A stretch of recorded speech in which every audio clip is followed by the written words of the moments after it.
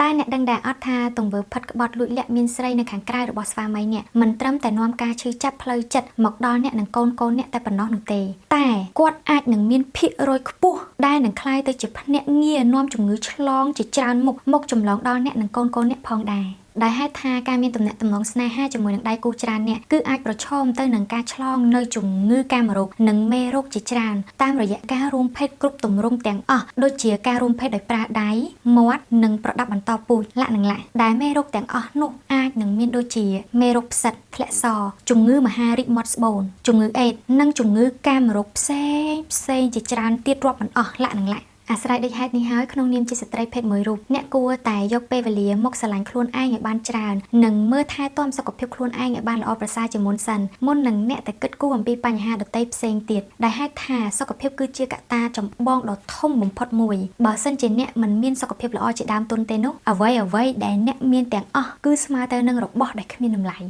ជាចុងក្រោយសូមកុំភ្លេចធ្វើការការពារលាងសម្អាតនិងថែទាំសុខភាពប្រដាប់បន្តពូជរបស់អ្នកឲ្យបានល្អក្រោយពេលរួមភេទរួចជាមួយនឹងស្វាមីរបស់អ្នកត្រូវដឹងថាសុខភាពគឺជារបស់អ្នកមានតែអ្នកខ្លួនឯងម្នាក់តែប៉ុណ្ណោះដែលអាចស្រឡាញ់មើលថែទាំខ្លួនឯងគ្រប់ពេលវេលាគ្រប់ទីកន្លែងបានមនុស្សដែលគេផិតក្បត់គឺគេជាបុគ្គលអាត្មានិយមគិតតែពីផលប្រយោជន៍ខ្លួនឯងនិងសេចក្តីសុខខ្លួនឯងតែប៉ុណ្ណោះបើអ្នកហ៊ានតែធ្លាក់ខ្លួនឈឺពេលណាគឺគេច្បាស់ជាបាយរត់ចោលអ្នកហើយ